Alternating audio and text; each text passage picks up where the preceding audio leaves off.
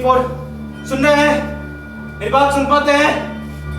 Hello hello hello testing 1 2 3 4 hello.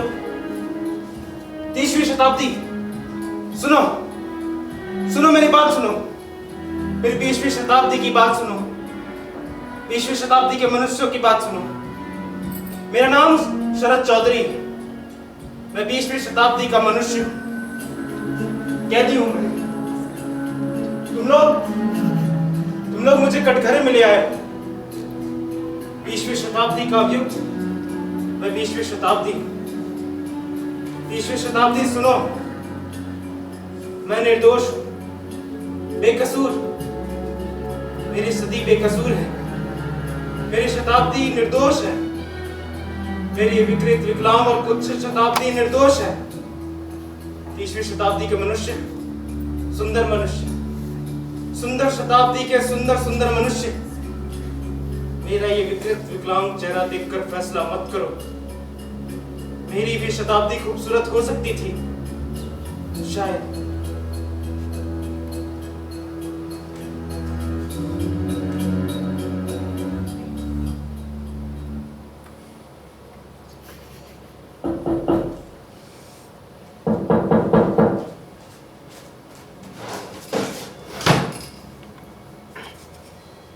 कौन है? कौन है? कौन? साधन? हाँ, लगता कुछ ऐसा ही रहा हूँ। अरे अरे आओ भाई आओ। सुना है मेरा चेहरा कोई खास बदला नहीं है, पर हाँ, तुम्हें भीड़ में देखकर शरद चौधरी समझता और पहचान ही लेता, इसमें संदेह है। क्यों? मैं बहुत बदल गया हूँ क्या? अरे बहुत नहीं, बस चेहरा कुछ। अरे तू कब? कहाँ से? अरे बैठ बैठ, खड़ा क्यों है? भूरिया बिस्तर कहाँ है? बैग में सूटकेस लाया नहीं, कल सवेरे कलेक्ट करके सीधा स्टेशन भागूंगा। कल सवेरे ही? अरे भाई, ना गया तो माँ बिगड़ जाएगी। आखिर 7 साल बाद स्वदेश लौटा हूँ। 7 साल हो गए? तू तो सब जानता है, 7 साल से मैं यूरोप में दर्शन की पढ़ाई कर रहा हूँ। अरे तू तो हमेशा से दार्शनिक था। क्या? कॉलेज के दिन भूल गया क्या? अरे भाई, मैं तो साइंस में था। हाँ, तो क्या साइंस पढ़कर दार्शनिक नहीं हुआ जा सकता? हो सकता है, बल्कि साइंस पढ़कर ही दार्शनिक होना चाहिए, कम से कम आज के युग में। तुम्हारा यही विचार है क्या? क्या? कि साइंस पढ़कर ही दार्शनिक होने की अधिक जरूरत है? लगता है तुम्हारा असली सवाल ये नहीं है। तो फिर? तुम्हारा असली सवाल है, हम जीने का अर्थ क्यों नहीं खोज सकते? अरे नहीं नहीं, वो मेरा सवाल नहीं है। क्यों? तुमने क्या जीने का अर्थ ढूंढ लिया है? नहीं, हाँ, पर ये जान चुका हूँ कि जीने का अर्थ ढूंढने से नहीं मिल सकता। बहुत दूर पहुंच गए। तो फिर क्या? एक पूरा देश का देश, सारे मनुष्यों ने हड्डियों मांस मज्जा तक भुगता, रक्त की हर बूंद देकर समझा। एक अपने अकेले का रक्त नहीं, भाई बहन, माँ बाप, बेटा बेटी सभी का सम्मिलित रक्त। 1 दिन नहीं, 2 दिन नहीं, 6 वर्ष, 6 वर्ष। हाँ, पर वो तो 20-25 साल पहले की बात है। आजकल की नई पीढ़ी, यंगर जनरेशन, वो तो अपना अधिकांश समय बीटल्स के कुत्तों के टुकड़ों की खातिर सर फोड़ी करने में बिताता है, marijuana फूकता है, और कुछ रक्त के आनंद के लिए छुरे चलाते हैं, और थोड़े कुछ सड़कों पर उतर कर चिल्लाते हैं, और युद्ध नहीं चाहिए। और मजे की बात क्या है पता है? इन सब की जड़ में कारण एक ही है। कौन सा कारण? इनसिक्योरिटी, सुरक्षा का अभाव, एक वास्तविक निश्चित भविष्य का अभाव। इस देश की भी बहुत बुरी हालत है। तब बोलो। हमारी सुरक्षा भुखमरी की, मुझे खाना मिल जाए तो मेरे बच्चों को भी मिलेगा या नहीं, यही तो प्रश्न है ना। ये इनसिक्योरिटी नहीं है। नहीं, कौन कहता है? बल्कि ये तो और भी भयानक है। लेकिन ये इनसिक्योरिटी हमारे देश में युगों से है। तिल कर मरना, एक कर मरना, अलग अलग मरना भयानक है, पर हमें आदत पड़ गई। इस देश का दर्शन प्रतीक्षा का दर्शन, क्षमा सहिष्णुता और धैर्य का दर्शन, फिलॉसफी ऑफ रेजिग्नेशन। और उन देशों का दर्शन? उनके बच्चों को खाना नहीं मिलेगा। ये इतने आगे की बात है कि सोची भी नहीं जा सकती। उन देशों के विचार से उनकी सुरक्षा किसी क्षण मात्र में समाप्त हो जा सकती है, किसी भी क्षण। वो कैसे? एक शब्द, एटम बम। क्या कहा? Atom bomb, hydrogen bomb. Atom bomb को लेकर तो मैं आजकल रिसर्च कर रहा हूँ। एटम बम के बारे में क्या रिसर्च कर रहे हो? कोई वैज्ञानिक रिसर्च नहीं है। यूरेनियम 235 का मतलब भी नहीं मालूम। बड़ा साफ मतलब है, हिरोशिमा। ठीक, हिरोशिमा 6 अगस्त 1945 सवेरे 8:15 एक विशेष क्षण। इसी क्षण बहुत कुछ आरंभ हुआ और बहुत कुछ समाप्त भी हो गया। जो आरंभ हुआ उसका अंत तो अभी तक नहीं हो पाया, लेकिन जिसका अंत हुआ उसका आरंभ मानव सभ्यता के उदय के साथ ही हुआ। टीनियन द्वीप प्रशांत महासागर के मैरियाना एटलस के बीचों बीच एक छोटा सा द्वीप, आकृति जैसे प्रश्न चिन्ह की तरह। हाँ, इसका एक सांकेतिक अर्थ भी, यदि चाहो तो ये अर्थ ले सकते हो। American base. हाँ, युद्ध शिविर, बार कैंप्स, एयर कंडीशन बैरक्स, पानी के नलके, swimming pool, cinema hall, playground, अस्पताल, यानी 30,000 लोगों का एक आधुनिक अमेरिकी शहर। समुद्री मधुमक्खियों ने बनाया था ये शहर। मतलब सी बीज, यूएसए की नेवी कंस्ट्रक्शन बटालियन का नाम। भाड़ में जाए। हाँ, भाड़ में जाए। किसने बनाया था ये शहर ये महत्व नहीं रखता। महत्व की बात है एक आवाज, एक खिजा देने वाली घर घर की आवाज। हर दिन हर रात। कहे की आवाज? अमेरिकी बमबार जहाज एक उतरा तो एक उड़ा, विराम नहीं। सभी के कानों पे वो आवाज बैठी हुई, जैसे टीनियम द्वीप ये आवाज लिए ही पैदा हुआ। अच्छा, तब मैनहट्टन प्रोजेक्ट के प्रधान हस्ती थे जनरल लेस्ली रिचर्ड क्रूज। 16 वर्ष से लेफ्टिनेंट रहे। युद्ध छिड़ा तो कर्नल बना दिए गए। लॉस अलामोस में पहली बार क्रूज ने जो अपने साथी सहयोगियों के बीच भाषण दिया वो कुछ इस प्रकार से। फिर अचानक एक दिन टीनियन के आसमान में खामोशी गहराती गई। हर किसी के कानों पर निस्तब्धता का बोझ। कोई प्लेन नहीं उड़ता। कंट्रोल टावर ने सारी उड़ानें रद्द कर दी। फिर एक दिन बहुत दूर से एक आवाज गहराने लगी, वही परिचित घर घर की आवाज। सभी ने राहत की सांस ली। वो एक अकेले प्लेन की एक अकेली आवाज, फिर भी परिचित। हजारों हजार उत्सुक आंखें उमड़कर उस प्लेन को छू रही थी। तभी वो प्लेन धरातल पर उतरा और उसके गर्भ से उतरी एक हल्दी रंग की पेटी। कविता कर रहे हो? हाँ, ठीक। उस दूसरे बक्से में, दूसरे हल्दी रंग के बक्से में दूसरा परमाणु बम था। पहला परमाणु बम 2-4 दिनों पहले एक सैनिक जहाज से आ चुका था। उसे कड़ी निगरानी में वैज्ञानिक के शिविर में असेंबल किया जा रहा था। Uranium 235। Uranium 235 B-29 20th Air Force Group Number 509, Navy Captain William Parsons, Major Thomas Farraby, Major Claude Etherly, Group Captain Jess Ayer। इनमें से तुम्हारा पहला गवाह कौन है? फैराबी। बुलाओ।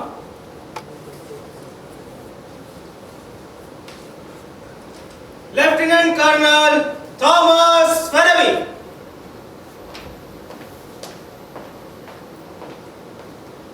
नाम? Thomas Ferebee. परिवार? स्त्री, 4 बच्चे। वर्तमान कार्यस्थल? Air command headquarters, front end block France. सन 1945 की अगस्त महीने में आप कहाँ थे? टीनियन। तब लेफ्टिनेंट कर्नल थे? नहीं, मेजर। हिरोशिमा बहादुरी का प्रमोशन। हिरोशिमा के बाद प्रमोशन। अच्छा, आप उस बात की बातें रहने दें। आपको मेजर फैराबी कहें तो कोई आपत्ति? थॉमस भी कह सकते हैं। थॉमस ना छोड़ो। मेजर फैराबी, सन 1945 के बीच आपको एक खास काम सौंपा गया था, ठीक है? हाँ, ठीक है। एटम बम गिराने की जगह चुनने का भार। तब एटम बम के अस्तित्व का मुझे पता नहीं था। तो क्या आम एयर रेड के लिए निशाने की जगह चुनने को कहा गया था? अंदाजा था कि कोई नए ढंग का बम है। एटम बम है ऐसा नहीं जानता था। इस महान काम के लिए आप ही को क्यों चुना गया मेजर फैराबी? मैं नहीं जानता। मैं जानता हूँ। एयरफोर्स से 40 चुनिंदा जवानों को छांटा गया। मेजर फैराबी उनमें से एक, बल्कि एक प्रकार से एक नंबर। जापान के आसमान को इतनी अच्छी तरह से और कोई नहीं पहचानता था, है ना मेजर? हो सकता है। तो निशाने की जगह का चुनाव करने के लिए जापानी आसमान में कितनी बार गए? बहुत बार। हर हफ्ते 1 या 2 बार। कितनी जगह ढूंढी? कम से कम 10। आपसे कैसी जगह ढूंढने को कहा गया था? जहाँ गिराने से बम की शक्ति का सबसे ज्यादा पता हो सके। मतलब जहां सबसे ज्यादा विनाश हो सके, यही ना? ऐसा भी कह सकते हैं। इसलिए ऐसे शहर छांटने पड़े थे जहां अब तक बमबारी से अधिक नुकसान न हुआ, यही ना मेजर? हाँ। अच्छा, टीनियन अड्डे के पहले जापान पर कितनी बार बमबारी हुई थी बताएंगे आप? करीब 15,000 बार। इन 15,000 अभियानों में कितने टन बम गिराए गए होंगे? लगभग 1 लाख टन। जापान में कितने शहरों पर? 70। मतलब सैनिक महत्व के लगभग सभी शहर तब तक नेस्तनाबूद हो गए थे या कर दिए गए थे, क्यों? हाँ, लगभग। मतलब आपके चुने गए शहरों का कोई सैनिक महत्व नहीं? ये कहना मुश्किल है। हाँ। और शहरों से कम? हाँ। बहुत कम? हाँ। मतलब आम जनता के ख्याल में वे शहर सामरिक नहीं थे, है ना? बोलिए। मुझे ऐसे शहर चुनने को कहा गया था जिन पर ज्यादा बम न गिरे हो। आपके चुने गए शहरों में से 4 शहरों पर साधारण बमबारी बंद कर दी गई थी, ये सच है? हाँ, सच है। मतलब उन्हें बलि के लिए जिंदा रखा जा रहा? मुझे क्या इस सवाल का जवाब देना होगा? कोई जरूरत नहीं। अच्छा, टीनियन जब एटम बम पहुंचा तो इसके बारे में कितनों को पता था? लगभग 50 लोगों को। और किसी को नहीं मालूम? नई किस्म के बम है, यही अंदाजा हुआ होगा लोगों को। आपको कहां तक मालूम? मुझे इतना पता था कि एक तो है यूरेनियम 235 और दूसरा है प्लूटोनियम 239। यूरेनियम 235 का मतलब क्या है, ये मालूम था आपको? बहुत शक्तिशाली बम है, ये तो जानता था, पर कितनी शक्ति है ये नहीं समझ सका था। अब समझा? 6 अगस्त की सुबह। कहां? हिरोशिमा के ऊपर। 6 अगस्त 1945, हिरोशिमा। मेजर फेरबी, अपनी इस उड़ान का ब्यौरा बताइए। 5 अगस्त को ऑर्डर आया। 28 एयरफोर्स ग्रुप नंबर 509 हिरोशिमा, कांकुरा, नाइगाटा और नागासाकी, इन 4 शहरों में से किसी पर भी बम फेंक दो हालात देखकर। 3 B-29 प्लेन रात 12 बजे के जरा देर बाद ही रवाना होंगे। लीड प्लेन जिसमें बम होगा के पायलट होंगे लेफ्टिनेंट कर्नल पॉल टिबेट्स। एक सेकेंड, उस प्लेन का नाम क्या है? सभी को मालूम है। फिर भी आप बताइए। इनोला गे। सभी को ये नहीं मालूम कि उस प्लेन का ये नाम क्यों पड़ा? आप जरूर जानते हो। जानता हूँ। किसने दिया ये नाम? पॉल टिबेट्स। उनको कहां से मिला? पॉल की माँ का नाम था इनोला गे टिबेट्स। मातृभक्त संतान, माँ का नाम अमर कर दिया। Is that also a question? No, sorry. अच्छा, तीनों प्लेनों में कुल मिलाकर कितने लोग? 11। सभी को पता था कि कौन सा बम है? नहीं, सिर्फ आपको पता था? मुझे, विलियम पॉसन्स, लेफ्टिनेंट कर्नल, सबको पता था। फिर आपकी जिम्मेदारी क्या थी? बम आपकी जिम्मेदारी क्या थी? बम फेंकना। हाँ, ठीक। हिरोशिमा के आकाश में उड़ाने भरकर असंख्य तस्वीरें खींची। फिर उनकी गहन जांच पड़ताल और अनुसंधान के बाद मेजर फेरबी ने एक अमूल्य ज्ञान प्राप्त किया। ठीक किस जगह से किस क्षण बटन दबाकर एटम बम गिराने से हिरोशिमा का अधिक से अधिक विध्वंस होगा, इसका सूक्ष्म ज्ञान मेजर फेरबी के अलावा किसी के पास नहीं है। जो शख्स जिस काम को अच्छी तरह कर सके उसे वही काम सौंपना सैनिक नियम है। ठीक, कहते चलिए। हमारा प्लेन 23,000 फुट की ऊंचाई पर उड़ रहा था। बाकी दोनों B-29 करीब 12 मील पीछे उड़े थे। बम फटने के कुछ ही देर बाद जमीन दिख पड़ी। प्लेन को और ऊंचा चढ़ाया गया। नेविगेटर के नक्शे से मिलाकर हिरोशिमा का त्रिभुजाकार अंतरिक्ष पहचाना गया। वैसे रडार की मदद के बिना भी मुझे पहचानने मुश्किल नहीं हुई। कहते चलिए। हमारे पास 2 मिनट थे। इनोला गे अपना काम खत्म करके राउंड हाउस टर्न ले ही रहा था कि अचानक सारा आकाश हजारों सूर्य के प्रकाश से जगमगा उठा। संसार के प्रथम एटम बम का विस्फोट हुआ। लगता था हवा नहीं बल्कि धधकती आग हो। इनोला गे जब तक पूरा टर्न ले कि इतने में हिरोशिमा एक घने धुएं के ओर में गायब हो चुका था। कहते चलिए। धीरे धीरे लगा कि बादल और भी गहरा होकर ऊपर उठ रहा है, कोई मुक्का बंद हाथ हो जैसे। फिर अचानक भयानक तेजी से वह मुक्का शून्य तक उठाया। लगभग 15,000 फुट ऊंचा कर आसमान में छतरी सा बिखर गया। उसके बाद मैंने कुछ और नहीं देखा। हाँ, उसके बाद तो बाकी के दोनों B-29 प्लेनों ने देखा। दीवारें जलकर राख हो गई थी। हजारों जाने पलक मारते स्वाहा हो गई थी। लगभग 4.7 वर्ग मील का क्षेत्र पूर्णतः ध्वस्त हो गया था। देखा और तस्वीरें खींची। आपने क्या किया? लौट आया। उससे पहले हिरोशिमा से निकलते ही आपने क्या किया? हेडक्वार्टर को एक खबर भेजी। हाँ, मेजर फेरेबी ने अपने जेब से एक नोटबुक निकालकर उसका एक पन्ना फाड़कर उस पर समाचार लिखकर वायरलेस ऑपरेटर को दिया। एकदम संक्षिप्त समाचार, अंग्रेजी के केवल 2 शब्द। कौन से शब्द? बताइए major Ferebee. Results good. Good, results good. America के यूनियन के हेडक्वार्टर ने इन्हीं शब्दों के लिए सारी रात जागते हुए काटी। खबर है, रिजल्ट्स गुड। चंद मिनटों में ही खबर वॉशिंगटन पहुंच गई। अटलांटिक महासागर में क्रूजर ऑगस्टा जहाज पर प्रेसिडेंट हैरी ट्रूमैन अपनी पोट्सडम कॉन्फ्रेंस से लौट रहे हैं। आपका और भी कोई सवाल है? लेफ्टिनेंट फेरेबी, है मेजर फेरेबी। नहीं, अब तो मेजर फेरेबी नहीं, अब तो लेफ्टिनेंट कर्नल थॉमस फेरेबी कहना चाहिए। कहिए। टीएन से रवाना होने का जो समय तय किया गया था उससे बाद में 1 घंटा देर करने का ऑर्डर हुआ था, ये सच है? हाँ, सच है। 1 घंटा देर करने का ऑर्डर क्यों हुआ था, ये जानते हैं आप? नहीं। अंदाज लगा सकते हैं? बहुत सी वजह हो सकती है, बहुत सी टेक्निकल वजह है। इस तरह के कामों में ऐसा होना कोई अजीब बात तो नहीं है। नहीं, अजीब तो कुछ भी नहीं है, लेकिन 1 घंटा देर से निकलने का मतलब हिरोशिमा 1 घंटे देर से पहुंचना है ना? हाँ। मतलब 7:15 की बजाय 8:15 पर पहुंचना। हाँ। 1 घंटा देर करने से क्या फर्क पड़ा, ये समझते हैं आप? मेरे समझने न समझने से कुछ नहीं होता। Order is order. 7:15 पर शहर के सबक से लोग अपनी अपनी ड्यूटी पर आने की तैयारी में थे। गांव और शहर में रहने वाले शहर से बाहर के लोग ट्रेनों और बसों में भरकर शहर आने की तैयारी में थे। टीनियन, हिरोशिमा के दफ्तर, कारखाने और बंदरगाह तब भी निर्जन पड़े थे, लेकिन 1 घंटे बाद ठीक 8:15 पर हजारों लाखों लोग उसी जगह जमा होने थे।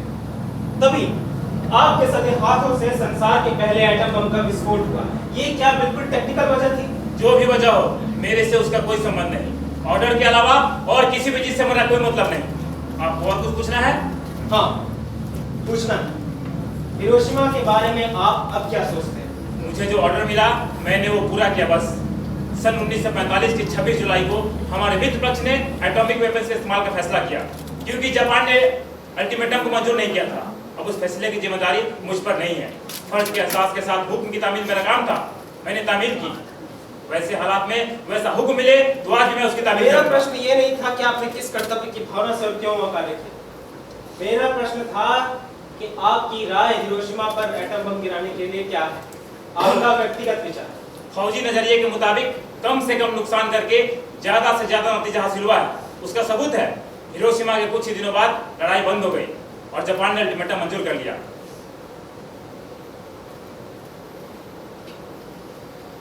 ठीक है मेजर फेरेबी, अब मेजर क्लॉड थर्ली के बारे में जानते हैं? हाँ, पहली मिनट कहाँ हुई? टीनियन क्लॉड भी हमारे ग्रुप में था। वो क्या था? पायलट। कैसा पायलट? होशियार।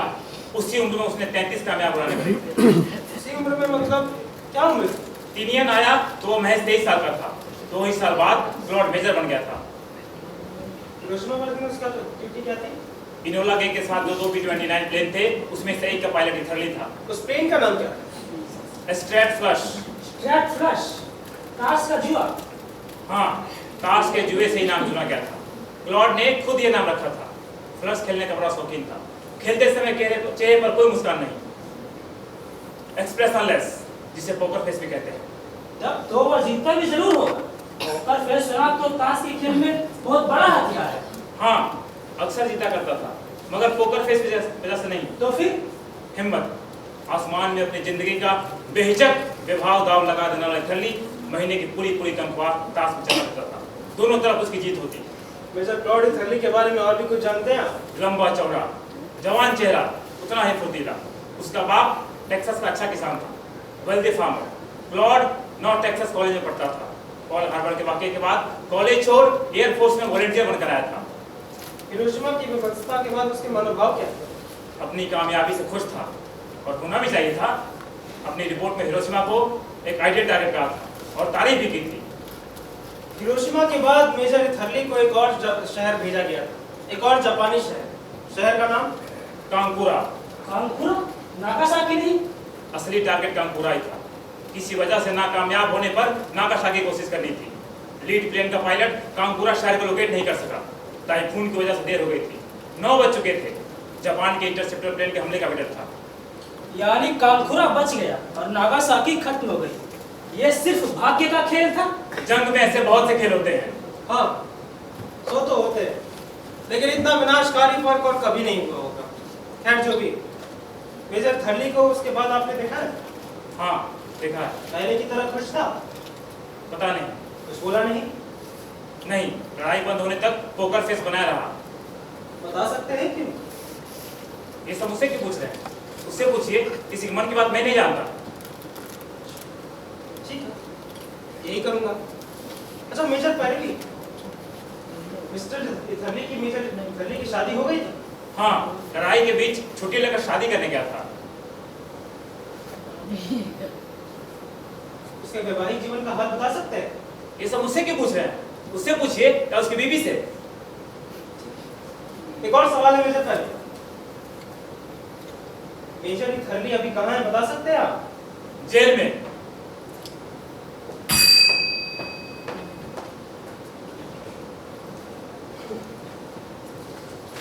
अगला गवाह मेजर थर्ली। नहीं नहीं, उसे बहुत परेशान करने से क्या फायदा। इससे अच्छा है मिसेस थर्ली को बुलाया जाए। ठीक है, उन्हें ही बुलाओ। इससे पहले चेसायर की गवाही क्यों ना पूरी कर ले? ज्यादा समय नहीं लगेगा। चेसायर? विकलांग बच्चों के लिए चेसायर होम का नाम सुना है। ये क्या वही चेसायर है? हाँ साधन, ये वही चेसायर है। बुलाओ।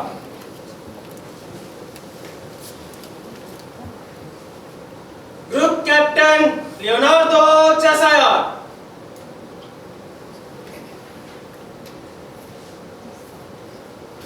सिर्फ Leonardo Cheshire. I am no more a group captain.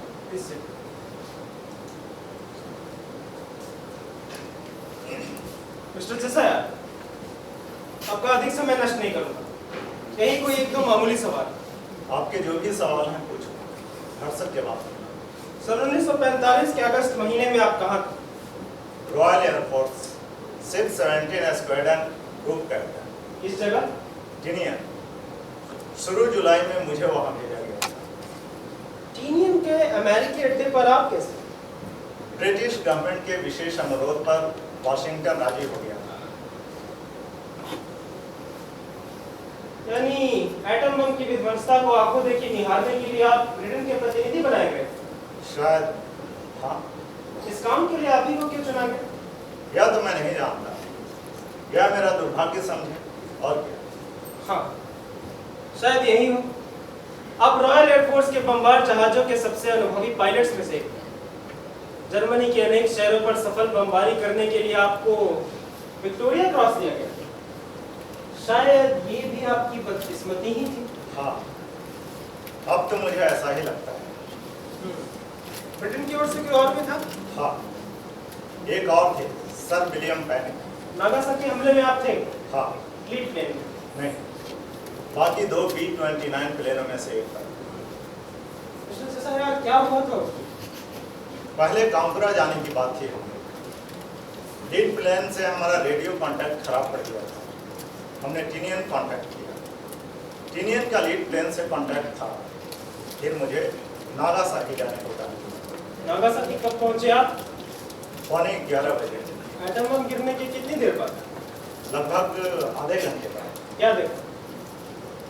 यह तो मैं नहीं बता सकता। हाँ, इतना बता सकता हूँ कि कई वर्षों तक हर रात किसी भयानक दुस्वप्न से मेरी नींद भाग जाती थी, खासकर जब मैं सैनिटोरियम में था। सैनिटोरियम में? मुझे टीबी हो गई थी। अभी दुस्वप्न आते हैं? नहीं, अब तक कुछ शांति मिली है। वो कैसे? पीड़ा को समझने का एकमात्र उपाय है जीसस क्राइस्ट को समझना। क्राइस्ट के अलावा यंत्रणा का अर्थ और कोई भी नहीं दे सकता। क्राइस्ट को समझे बिना यंत्रणा एक भयानक क्रूर दुर्भाग्य मात्र बनकर रह जाती है। जिस मनुष्य ने हिरोशिमा या नागासाकी को देखा है, उसकी असहनीय अवस्था का अनुमान भी कठिन है। मिस्टर चेसायर, नागासाकी हमले की सैनिक सफलता के सिलसिले में एक पायलट की हैसियत से आपकी क्या राय है? कोई राय नहीं। मैं जर्मनी के नाना शहरों पर कई बड़े बड़े बमबार हमलों में शामिल था। तब मैंने अपनी रिपोर्ट में टेक्निकल राय जाहिर की थी। नागासाकी देखने के बाद विचार करने की क्षमता मुझ में नहीं रही। पूरे शहर के अलग अलग यंत्रणाओं और पीड़ाओं का इकट्ठा योगफल निकालने की मैंने कोशिश की, लेकिन सालों साल दो स्वप्न दिखता रहा, जब तक कि मेरी आंखों में शांति पथ, ईसा मसीह के पद की किरण मिस्टर क्लॉड इथरली के बारे में आपने सुना? सुनकर कैसा लगा? लगा कि मुझे मिला है कि धरती को मिला होता तो शायद बच जाता। साधन, तुम्हें कुछ पूछना है? Okay mister sir, thank you. May God bless you.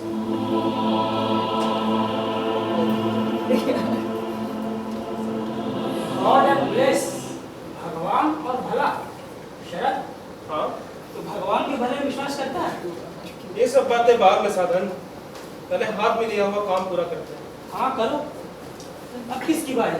Mrs इथरली, हाँ, मिसेस इथरली, बुलाओ।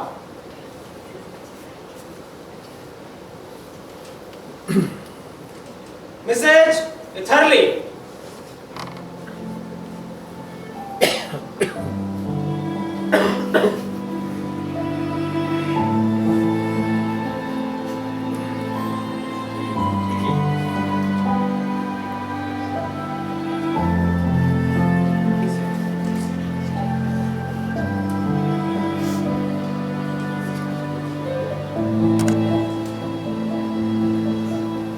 मिसेस इथरली, मुझे आपके पति क्लॉड इथरली के बारे में आपसे कुछ पूछना है। क्लॉड इथरली अब मेरे पति नहीं है। हाँ, जानता हूँ। आपने कोर्ट में तलाक के लिए अर्जी दे दी। हाँ, और अब अर्जी मंजूर भी हो गई। क्या आपको क्लॉड से प्यार नहीं था? था, बहुत था। क्लॉड जैसा पुरुष मैंने कभी नहीं देखा या जाना था। तो फिर आपने तलाक क्यों चाहा? उसके साथ गृहस्थी चलाना अब संभव नहीं था। तो क्या युद्ध से वापस लौटते ही आपको ऐसा महसूस हुआ? नहीं, तब मुझसे सुखी कोई नहीं थी। क्लॉड हीरो बनकर लौटा था। टेक्सास के ग्रिहर्सन शहर में विरोचित सम्मान मिला था। शोभा यात्रा, बैंड, पटाखा, नगर सज्जा, मेयर का भाषण, कुछ भी तो कसर नहीं रही थी। लेकिन क्लॉड, बोलिए, बोलिए। अभ्यर्थना और अनुष्ठान के पहले ही क्लॉड बाहर भाग, किसी से कुछ बताया भी नहीं। बहुत समय बाद उसे एक गोदाम से ढूंढ कर निकाला गया। अकेला छिपा बैठा था और रो रहा था। रो रहा है? हाँ, इससे पहले मैंने उसे रोता कभी नहीं देखा। रोना और क्लॉड एकदम अलग चीजें थी। फिर क्या हुआ? सभी ने कहा नर्वस ब्रेकडाउन। शुरू में युद्ध से लौटते ही बहुत से लोग शांतिपूर्वक जीवन में खप नहीं पाते। सो मैंने भी यही सोचा था, अपने आप पर भरोसा था, उसे फिर से स्वाभाविक बना सकता। ऐसा विश्वास नहीं बना सकता। नहीं, हालांकि कोई कसर नहीं छोड़ी थी मैंने उसे। दिनों दिन हालात बिगड़ते जा रहे थे। मुझे उससे डर लगने लगा था। आधी रात अचानक जानवरों की तरह चीख उठता।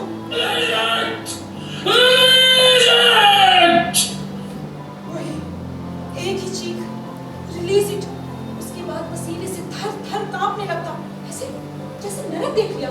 और फिर चीख उठता। Take out the children!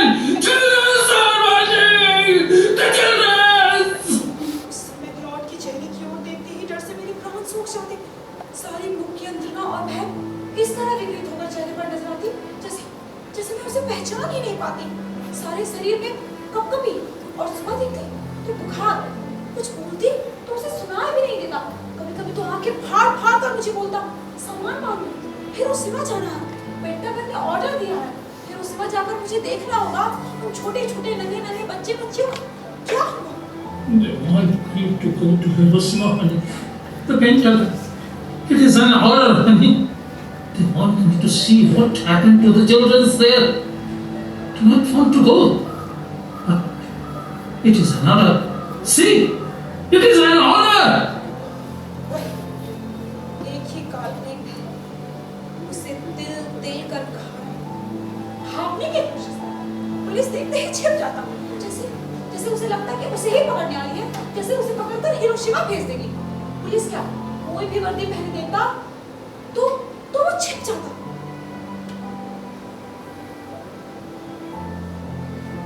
Got to watch it. Honey, got to watch that man. He's after me.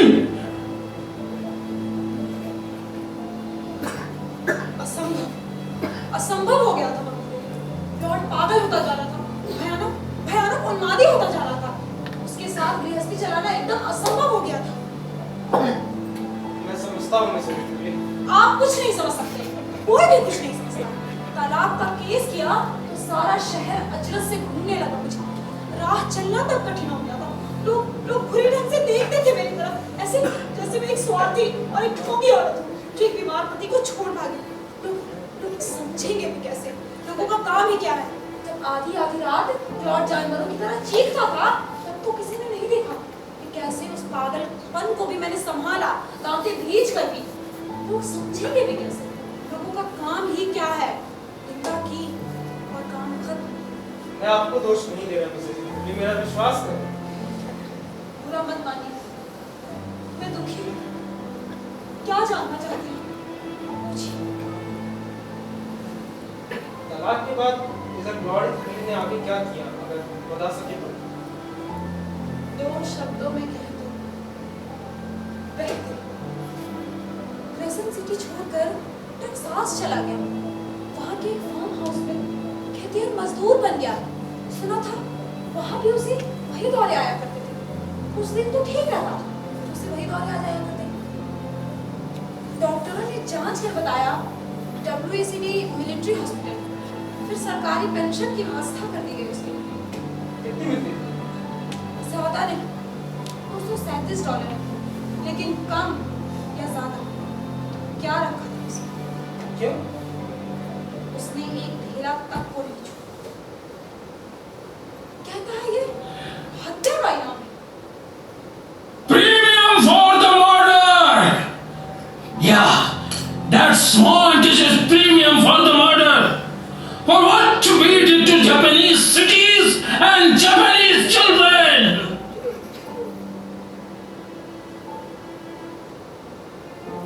फिर क्या हुआ?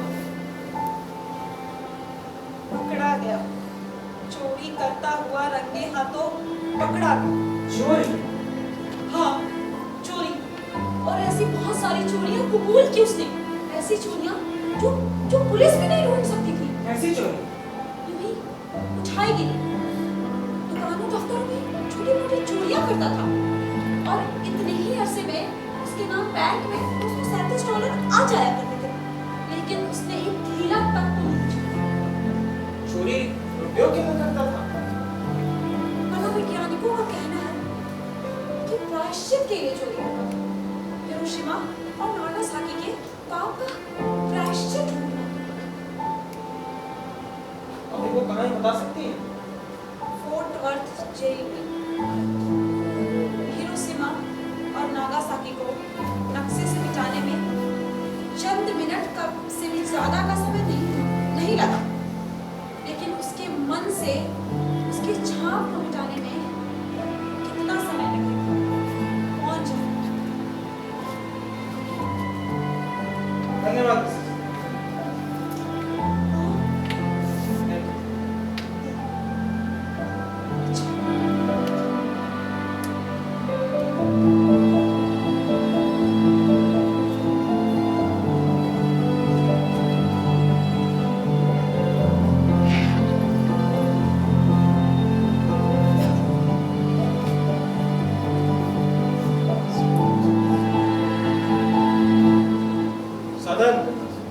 ये तो हुआ एक पक्ष जो आसमान में थे, और अब वो जो जमीन पर थे। Doctor Arata Osada, emeritus professor, ex president Hiroshima university. बोला। Doctor Arata. औसादा।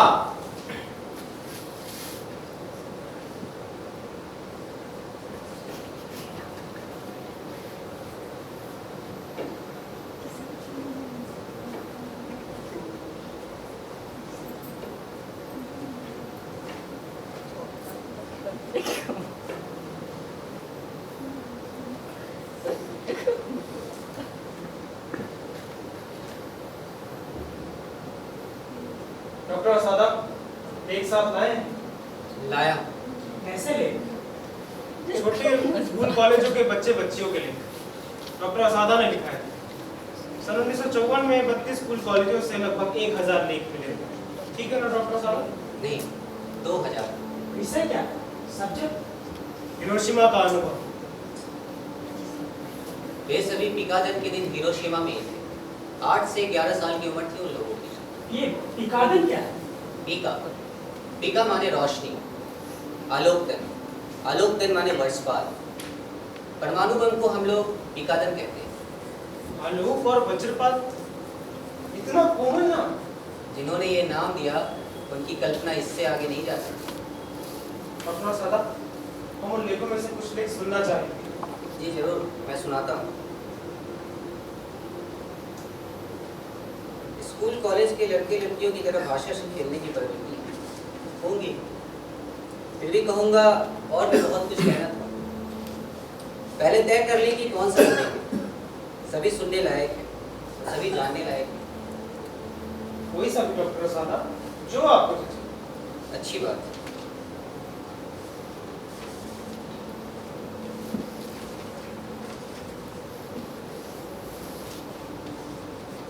हाँ, तो फिर ये एको मत्सुनागा सन 1945 में 5th ग्रेड की स्टूडेंट थी। तब उम्र रही होगी करीब 10-1 साल। मैं माँ के साथ खाने बैठी थी। बाएं हाथ में कटोरा था और दाएं हाथ में काठी चम्मच। ज्यों ही एक और भात मुंह में डाला कि अचानक चारों ओर से नारंगी रंग की तेज रोशनी। इस रोशनी के बारे में देखता हूँ कि अलग अलग बच्चों ने अलग अलग रंग लिखा है। पीला, सफेद पीला, नीला, सफेद नीला, नारंगी। आंखें इतनी चौंधिया गई कि सही रंग का पता नहीं चला। वैसे भी आपको पता है ना, जिन्होंने सीधे आंख से रोशनी को देखा था उनमें से बहुत सारे लोग अंधे थे। खैर छोड़िए। हाँ, तो सुनिए, मैं कुछ समझ नहीं सकी। हाथ मुंह में डाला और कटोरा चम्मच नीचे रखा। उठकर 4-5 कदम चली। उसके बाद क्या हुआ पता नहीं। बेहोश हो गई थी। जब आंख खुली तो देखा चारों ओर सफेद धुआं छाया है। कुछ भी दिखाई नहीं पड़ा। उठकर खड़ी हुई कि गिर पड़ी। उठी, फिर गिर पड़ी, फिर उठी। अब तक तो पूरे होश में आ गई थी। देखा, मेरा दाहिना पांव मिट्टी में धंस गया। एक क्षण तो मैं अवाक रह गई, कुछ भी नहीं कर पाई। उसके बाद जी जान से कोशिश करके पांव निकाला। मैं कहाँ हूँ? बैठक खाने की अलमारी मेरे बगल में कैसे आ गई? सफेद धुआं छटने लगा। मुझे क्या हो गया? एकाएक दोपहर की धूप से आंखें मुंद गई। सर चकरा गया। भैया की आवाज सुनाई पड़ी, इको जान, इको जान। हम लोग नाम के बाद शान लगाकर बुलाते हैं। बच्चे लोग शान को जान कहते हैं।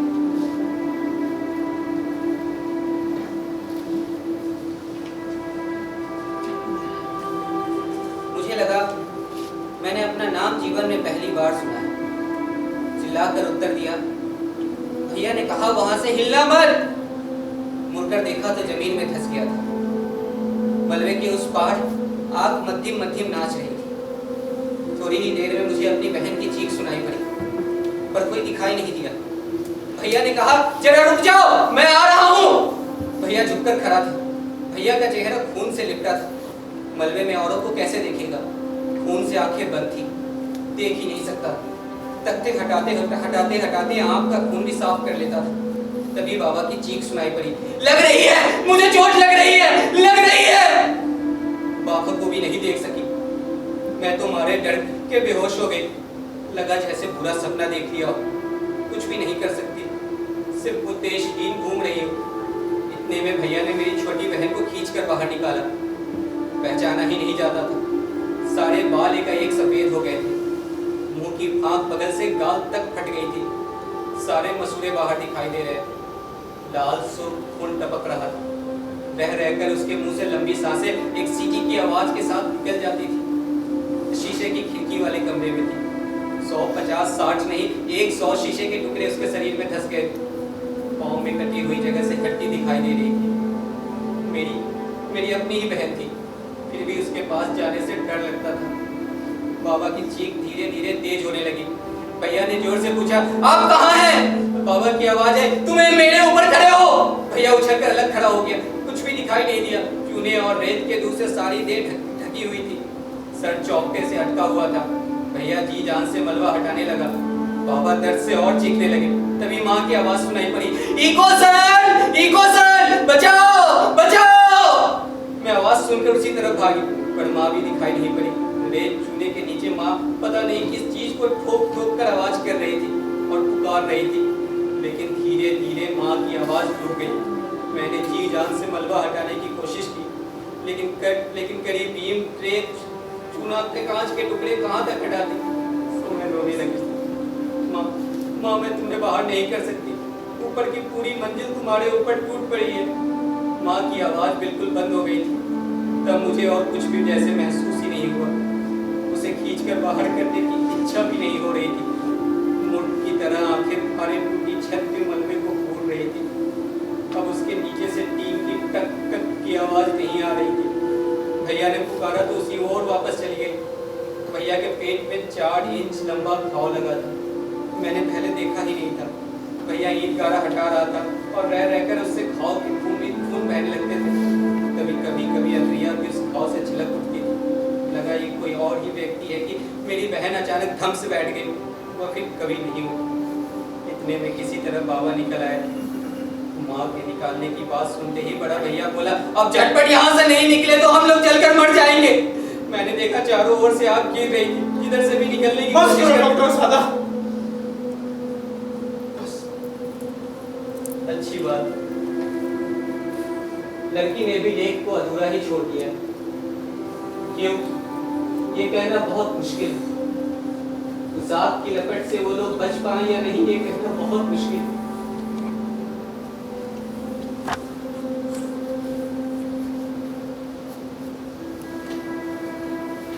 अच्छा हाँ, ये सुनिए।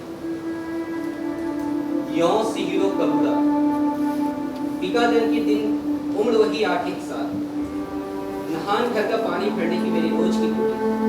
रोज जाने दो इसे। 6 अगस्त को शायद बुखार की वजह से पिताजी काम पर नहीं गए। भैया रसोई में ना, ये भी जाना। अच्छा हाँ, यहाँ से सुनिए।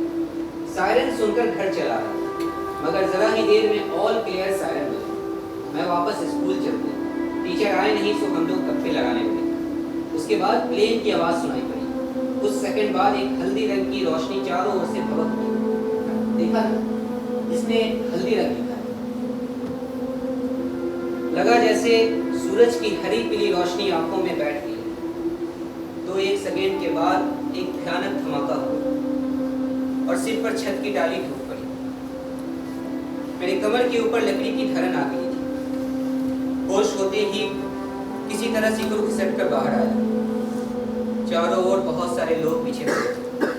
चेहरे झुलसकर काले पड़ गए।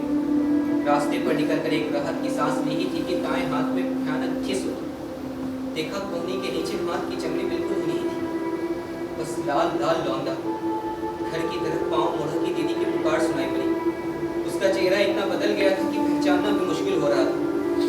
कपड़े तार तार हो गए थे। दोनों जने घर आए तो देखा घर था ही नहीं। सब कुछ 75 बराबर हो गया था। इधर उधर ढूंढ कर वापस आए तो पिताजी को देखा। वे एक मिट्टी हटाकर पता नहीं क्या निकालने की कोशिश कर रहे थे। कुछ देर बाद हिम्मत हार बाहर खड़े हुए। मैंने पूछा, माँ कहाँ है? तो पिताजी बेचैन होकर बोले, मर गए। मुझे लगा जैसे किसी ने मेरे सिर पर हथौड़ा मार दिया। मुंह से एक शब्द भी नहीं निकला। मैंने देखा माँ के माथे में 5 इंच की किरण हो गई। उसके बाद बारिश होने लगी, कीचड़ भरा गंदा पानी बरसने लगा। हम एक रेलवे पुल के नीचे जा खड़े थे। पुल में भी आग लगी हुई थी और अजीब फट फट की आवाज चिटक रही थी। बाबा ने पूछा, तेरे सिर में क्या हुआ? हाथ लगाया तो चिपचिपा लगा, खून। बारिश रुकते ही अचानक बड़ी ठंडी ठंड हो गई। एक मकान जल रहा था। हम वहीं जाकर आग तापने लगे। बहुत सारे लोग आग ताप रहे थे। उनमें से कोई भी साबुत नहीं, सूजे चेहरे, झुलसे ओठ। एक कोई पागल की तरह जापानी झंडा लहराए चिल्ला रहा था, वांझाई वांझाई, लॉन्ग लिव लॉन्ग लिव। मुझे बड़ी प्यास लगी थी। पास की नदी से पानी पीने गए। ढेरों झुलसे चेहरे, जले हुए मुर्दे बहे जा रहे थे। मुझे एक तरफ धकेलकर मैंने पानी पी लिया। चारों ओर इतनी लाशें पड़ी हुई थी कि उन्हें देखकर अब कुछ भी महसूस ही नहीं होता। एक छोटा सा बच्चा माँ माँ करके चीख रहा था। बहुत से लोग नदी की तरफ भागे आ रहे थे। थोड़ी दूर आते आते गिर जाते और मर जाते। थोड़ी ही देर में दीदी गिर पड़ी। पिताजी उसे कंधे पर उठाकर हमारी घर की तरफ जा ही रहे थे। और कितना बचा है डॉक्टर सादा? बहुत बहुत बाकी। वैसे काम की कोई बात नहीं। उसकी दीदी 9 दिनों बाद मरी। सबसे बड़ी बहन की लाश तो मिली नहीं। सार्वजनिक चिता में सारी लाशों को डाल दिया गया। उस चिता से पिताजी उसकी एक कुर्सी राख लेकर वापस आए।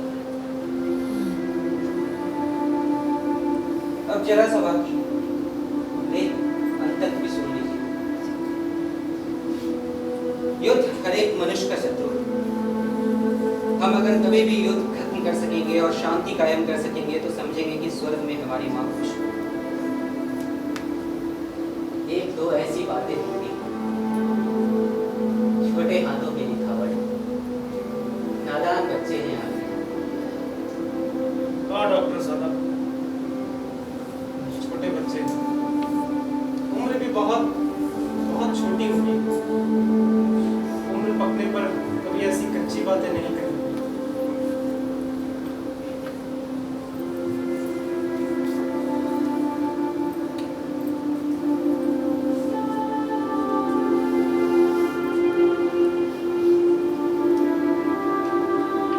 थोड़ा पानी मिल सकता है? जी।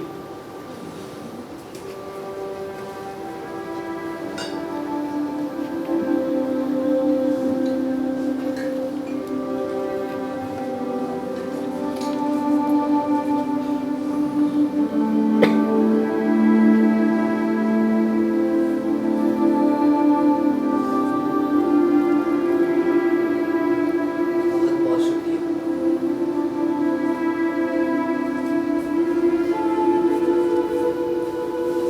और सुनेंगे? और भी बहुत है।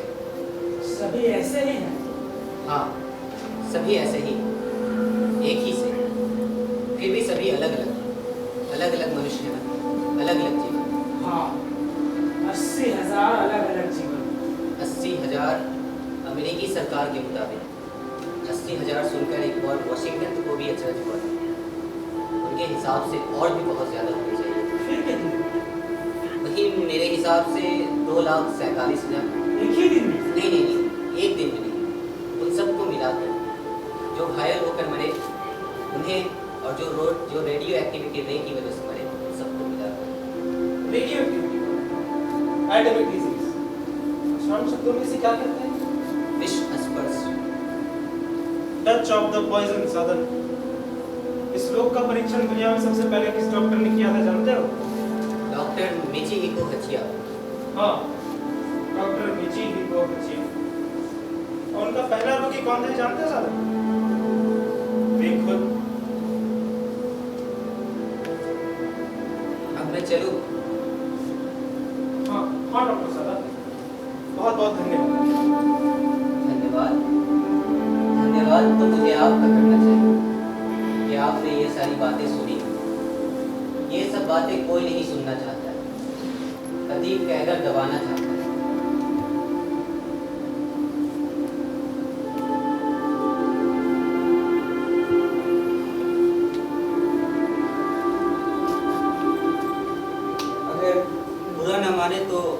1 मिनट और मिल सकता है?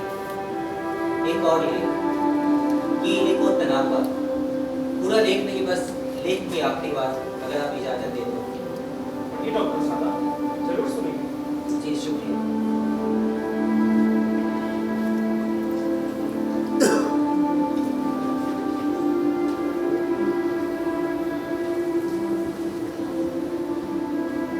आग से निकलकर तनाका और उसकी मां सी वायलेट की तरफ जा रही। नाव की भीड़ में किसी तरह खड़े होने भर की जगह मिली। तनाका ने लिखा है, मेरी उम्र की एक लड़की। उस वक्त तनाका की उम्र होगी वही 9-1 साल। आप उसे 9 साल की समझिए। मेरी उम्र की एक लड़की सामने बैठी थी। उसके पूरे शरीर में जले हुए घाव थे। खून फट रहा था। माँ माँ कर पुकार रही थी। एकाएक उसने मेरी माँ से पूछा, क्या आपकी बेटी यहाँ है? उसे ठीक से दिखाई भी नहीं पड़ता था। माँ ने कहा कि है। तो कोई चीज़ देकर माँ को बोली कि ये उसे दे देना। देखा तो वह स्कूल का टिफिन था।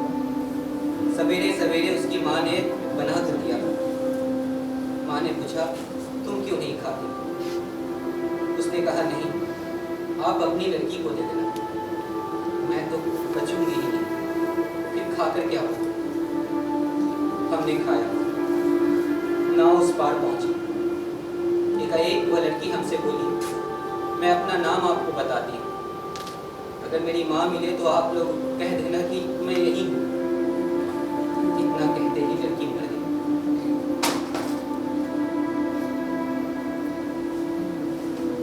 ये सारी बातें आपके किसी काम की नहीं, मगर कोई नहीं जान सका कि उसका नाम क्या था, और कोई जानना भी नहीं चाहा कि उसका नाम क्या था। मैंने आपका बहुत समय नष्ट किया, माफ कीजिएगा।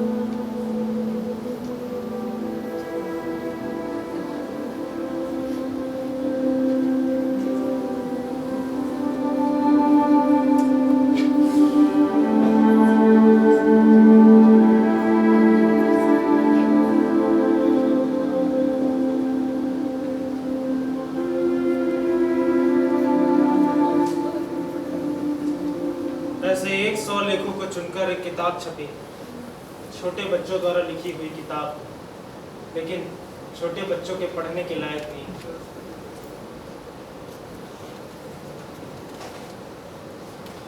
अब किसकी बारी? Doctor Hachiya? हाँ,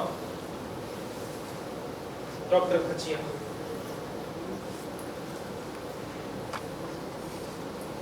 डॉक्टर मिचिहिको हचिया।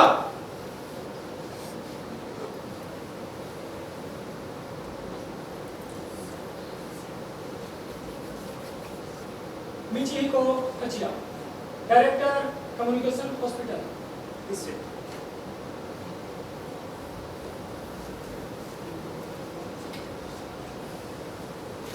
पहले तो मैं रोग को पहचान ही नहीं पाया। सोचता था बस कटे और जले हुए घाव की सी बात है। बाद में अपने रोग के साथ लक्षण मिलाकर समझा। केवल मैं ही नहीं, नागासाकी के डॉक्टर शिराबे, डॉक्टर सुगिहारा और भी 1-2 डॉक्टरों ने रोग को पकड़ना शुरू कर दिया था। बम के एपिसेंटर के 500 गज के घेरे में कोई भी नहीं बचा। कंक्रीट के दीवार के पीछे जो थे वो उसी दिन तो नहीं, पर 2-4 दिनों के बाद मर गए। 500 गज के बाहर जो थे उन्हीं में से मेरे रोगी ज्यादा थे। लगभग 200 केस की हिस्ट्री मैंने ली है। अब कोई भी चुन सकते अपने लिए। नाम तकाता, महिला, उम्र 28, पहली परीक्षा की तारीख 28 अगस्त 1945। विस्फोट के वक्त हाचोबरी फूड सेंटर में थी। एपी सेंटर से 700 गज दूर। लक्षण साधारण दुर्बलता, पेट में दर्द, रह कर उल्टी। धीरे धीरे थोड़ी थोड़ी ताकत और भूख वापस आ रही थी, लेकिन जीव का स्वाद खत्म। अक्सर थकान और जीव चलाता, खाने की इच्छा नहीं, फिर भी खूब खाना। कई दिनों बाद बाल झड़ने शुरू। अस्पताल में उसी दिन भर्ती हुई थी। अवस्था शारीरिक गठन सामान्यतः अच्छी, पौष्टिकता की कमी, कमजोरी, माथे के 2/3 बाल नहीं, नाड़ी स्वाभाविक, सांस स्वाभाविक, यूरिन निगेटिव, थोरैक्स या एब्डोमेन में कुछ भी अस्वाभाविक नहीं, खून में श्वेत कणों की भारी कमी, यह प्राय सभी केसों में देखा गया है। खून में श्वेत कण का औसत बहुत ही गिर गया था। 1 क्यूबिक मिलीमीटर में नॉर्मली 6 से 8 हजार होते हैं, जबकि इनमें शुरू में 3000, बाद में सिर्फ 500 तक घट जाते थे। सारे शरीर में छोटी छोटी फटेगी आदमी के सिरे के आकार में, फटेगी लाल और बैगनी रंग के चकत्ते या दाग को कहते हैं। 1 सितंबर फटेगी के आकार में बढ़ोतरी, आकार पिन के सिरे से बढ़कर उंगली के सिरे के बराबर, कमजोरी, बुखार, भूख नहीं, स्टूल दिन में 3 बार, खून में एक्स्ट्रा सेशन का नतीजा अच्छा। 9 सितंबर फटेगी की संख्या बढ़ोतरी, आकार कबूतर के अंडे के बराबर, रंग मटमैला, बैगनी और लाल। 13 सितंबर रोगी की मृत्यु। एबीसीसी के डॉक्टरों की राय थी। ये एबीसीसी का मतलब? एटॉमिक बम कंट्रोल कमीशन, अमेरिकी संगठन। इसने परमाणु रोग के संबंध में कई खोजी की है, विशेषकर नवजात शिशु पर इसके प्रभाव के सिलसिले में। उनका कहना है रेडियो एक्टिविटी का असर सिर्फ उन्हीं पर हुआ है जो कि वहाँ मौजूद थे। बम विस्फोट के बाद वहाँ जाने वालों पर इसका कोई असर नहीं पड़ा, लेकिन हमने देखा कि कई दिनों बाद भी वहाँ जाने वालों पर इसका खासा बुरा असर पड़ा है। अब चाहे जो हो, इस रोग की पकड़ के बाद इसके इलाज के तरीकों के लिए अंधेरे में बड़ी छानबीन करनी पड़ी। रोगी पर बार बार प्रयोग करते ही हमें दवा का पता लगा।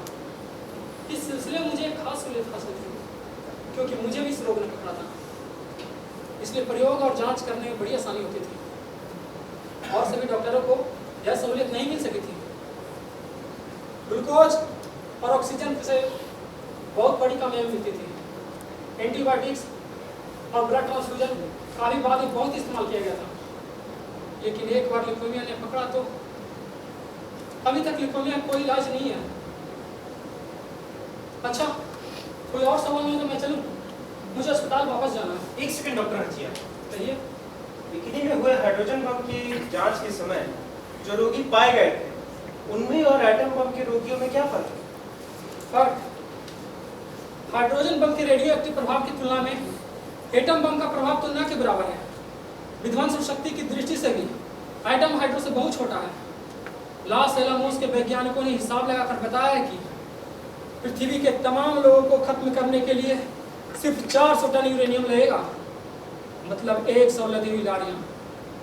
एक आराम रहेगा, रोगी को देखना और इलाज करना, इन सारे झंझटों की कोई ज़रूरत ही नहीं होगी। अच्छा, अब बहुत देर होगी।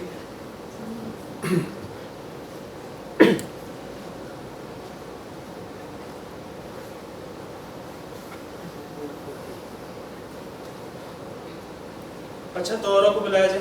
अब बंद करो शराब, बहुत हो गया। बहुत हो गया। हिरोशिमा की वस्तुता की छानबीन करने से अब क्या फायदा?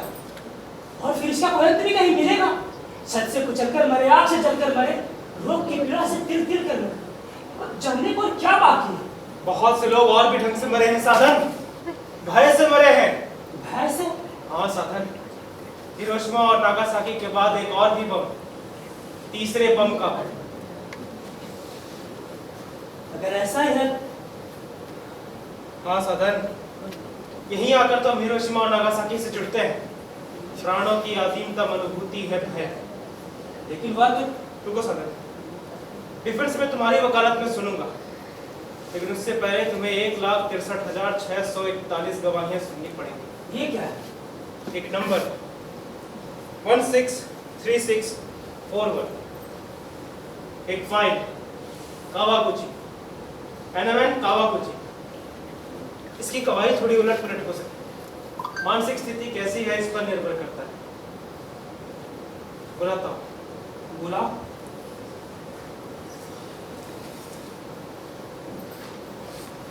एनामेंट कावागुची।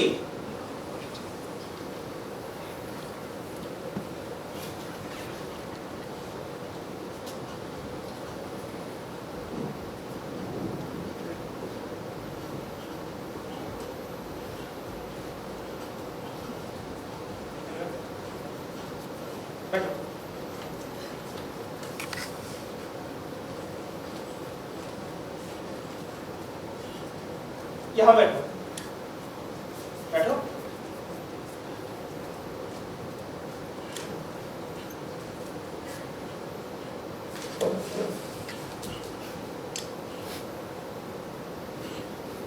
कैसे हो एलिमेंट? अच्छा हूँ। तुम क्या काम करते हो? काम? कुछ नहीं। कुछ नहीं? हाँ, फिर पेट कैसे भरते हो? पेट फटे पुराने कपड़े बटोर लेता हूँ, फटे पुराने कागज समेट लेता हूँ, लोहा लक्कड़ टीन कबाड़ ये बिक जाते हैं।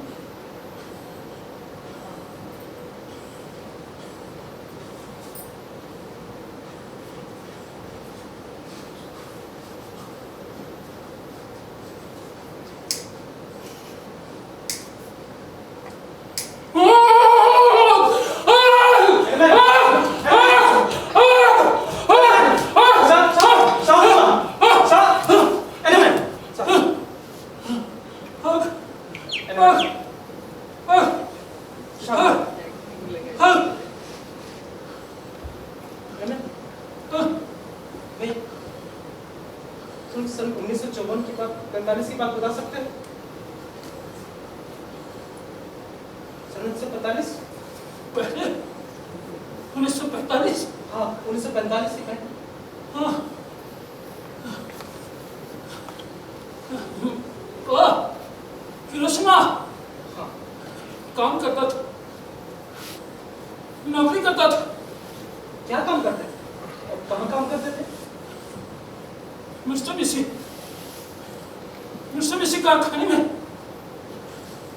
क्या काम करते थे? ये इंजीनियर था, मैकेनिकल इंजीनियर। तुम इंजीनियर थे? हाँ इंजीनियर था। 6 अगस्त की पहले की बात हमें बता सकते हो याद करके? 6 अगस्त 1945। हाँ हाँ बात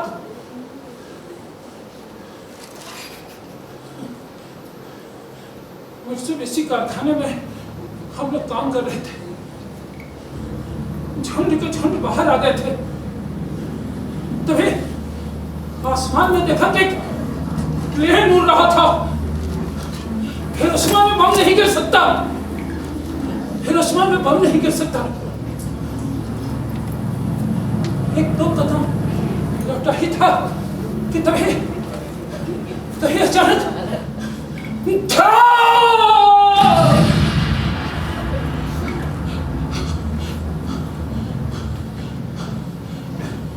कारखाना हैप्पी सेंटर से 100 मीटर की दूर पर था।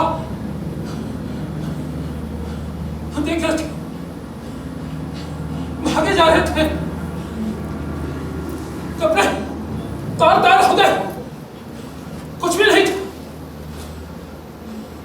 किसी तरह से उधर भागा, सामने उठाने दी थी, मैंने उसमें छलांग लगा दी। उसके बाद टाटा इधर से तैरते उधर गया, देखा हाथ, चारों तरफ हाथ थे, जंगल चल रहे थे। मैं उधर से इधर भागा, देखा इधर भी हाथ। क्या करूं कुछ समझ नहीं आ रहा था। नदी में लकड़ियां बही जा रही थी, मैंने लकड़ी को पकड़ लिया, थोड़ी देर तक तैरता रहा, लेकिन वो भी चल रहा था। पानी चल रहा था, पूरे सर से पड़ी बदल में सुई की तरह चुभ रही थी, कांटे की तरह। फिर उधर से इधर भागा, चारों तरफ नदी में लाशें बह रही थी। किसी तरह से भागता, इधर से उधर 6 बार प्राण काटने की कोशिश की। भागते थक गया। भयानक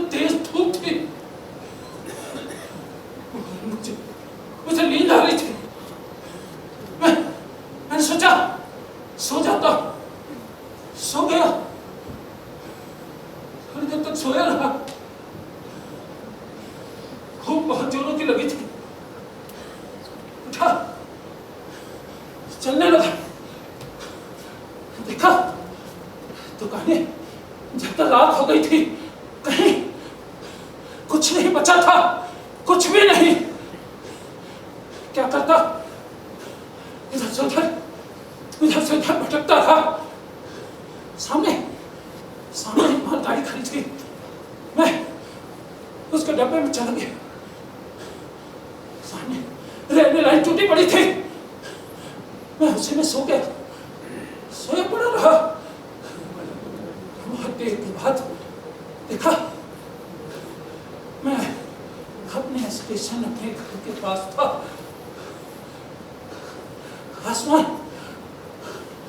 आसमान में प्लेन उड़ रहा था, मैंने देखा चले आ रही है उधर से इधर।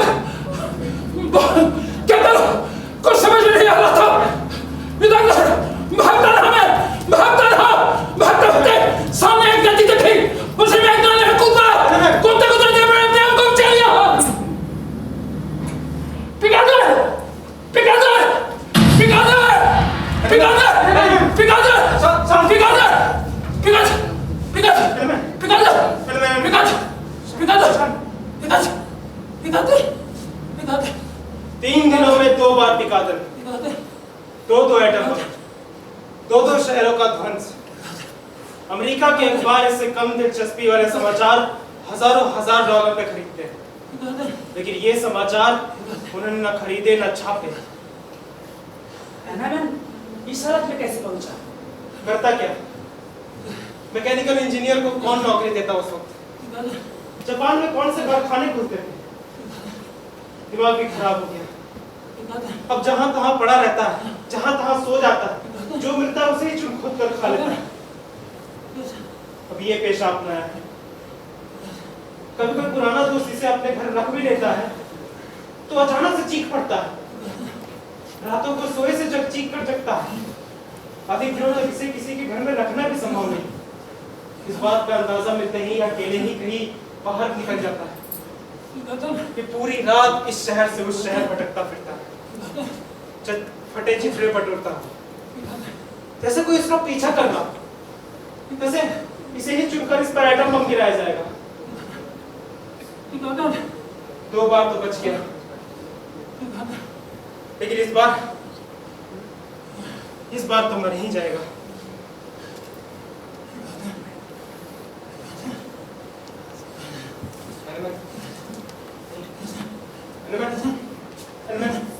आओ मेरे साथ।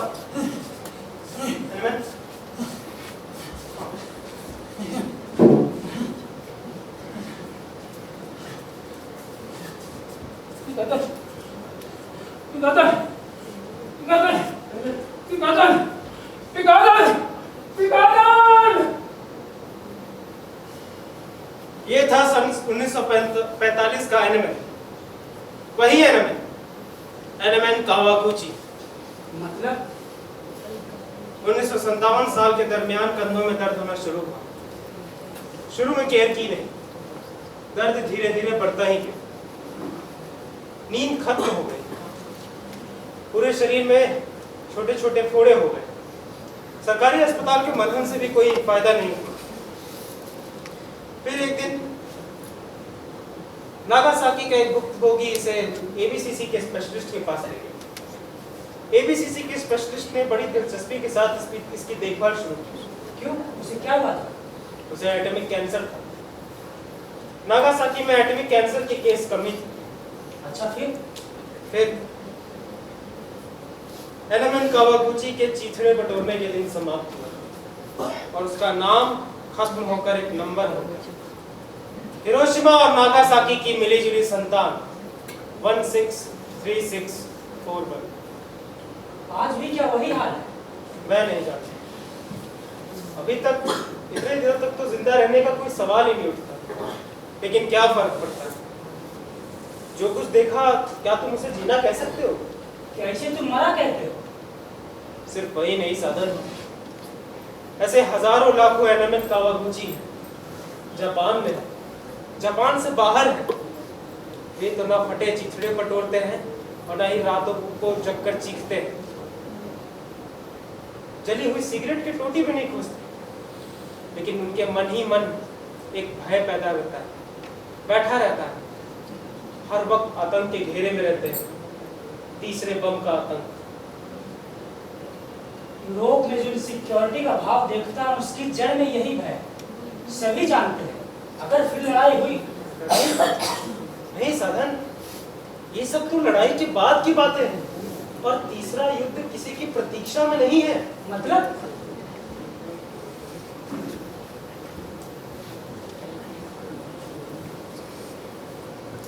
सांजीरो मासूदा।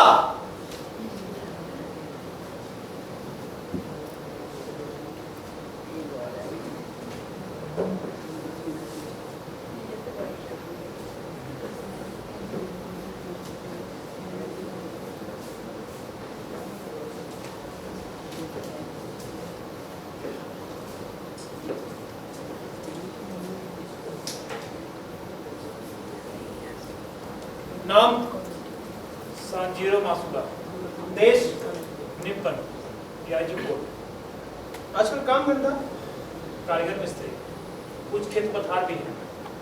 पहले क्या काम करते थे? मछली पकड़ने वाला बस ड्राइवर थे। पिछले दिनों कौन से जहाज पर काम कर रहे थे? फुकुरियो मारू, टूनी मछली पकड़ने वाला ट्रॉलर, 99 टन, बहुत अच्छा जहाज था। फुकुरिया मारू का मतलब जानते हो साधन? Lucky dragon, lucky. बहुत बहुत अच्छी किस्मत थी जहाज की, रातों रात मशहूर हो गया था और उस पर के सभी नाविक भी मशहूर हो गए, है ना मासूदा? हाँ, हम सभी के नाम सभी अखबारों में छपे थे। कब? 1954 जनवरी के अंत में अन्य 5 मछलीमार ट्रॉलर्स की तरह ही लकी ड्रैगन याइजू के छोटे बंदरगाह से मछली पकड़ने निकला। हाँ, उस साल ठंड बहुत थी, अधिक मछली हाथ में आई। ज्यादा ठंड होने पर टूनी मछलियों के झुंड दक्षिण की ओर चले जाते हैं, सो हम भी खोजते ढूंढते दक्षिण की ओर चल पड़े। 1 मार्च को टूनी मछलियों का झुंड मिला, लंगर डाला गया। सारी रात जाल से करा, सवेरे मछली लाकर वापस चलना था। उस रात तुम क्या कर रहे थे? मैं वॉच ड्यूटी पर था, डेक पर था। फिर पाव फटने के वक्त पश्चिमी आसमान से एकाएक भयानक लपट उठी। देखा एक नीला बादल नीचे चक्कर लेता हुआ ऊपर की उठ रहा था। नीला रंग गहरे लाल रंग में बदल गया। आसमान और समंदर सभी कुछ लगा जैसे खून के रंग में रंग गया। 1954 हाइड्रोजन बम का विस्फोट। तुम्हें याद है साधन? छुटपन में रथ यात्रा के मेले में हम हाइड्रोजन के बैलून खरीदकर देखा करते थे, उसके साथ खेला करते थे, रील छोड़कर देखते थे कि कितना ऊपर उठता है। हाइड्रोजन बम तो हाइड्रोजन के बैलून उस वक्त कितने जाने पहचाने थे, है ना? एक शांतिपूर्ण खेल। उसके बाद क्या हुआ मासूदा? उसके बाद कान के पर्दे के क्या हुआ धमाका? जहर चारों तरफ जहर। हाँ, आसमान से जहर बरसने लगा। 4 घंटों तक बरसता रहा। पहले हमने समझा था कि कुहासा है, उसके बाद लगा शायद बर्फ की फुइया है, लेकिन वहां बर्फ कहां से गिरती? देखा धूल, बारीक पाउडर सी सफेद धूल। किसे पता था कि हम जहर घोल रहे थे। लकी ड्रैगन संसार मुक्त था। इंसान की छोटी सी खोपड़ी ने क्या चमत्कार कर दिखाया था।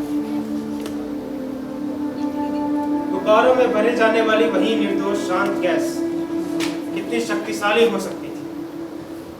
परमाणुओं के एटम को तोड़कर इंसान ने वो महान शक्ति हासिल कर ली थी जिससे वो पूरी धरती का तहस नहस कर दे। खैर छोड़ो, मासूदा अस्पताल में।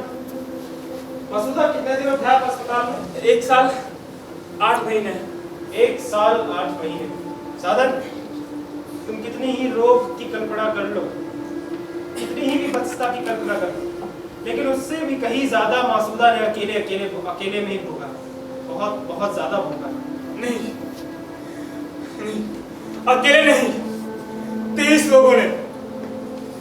ईआईयू से महीने में 2 बार माँ आया करती थी।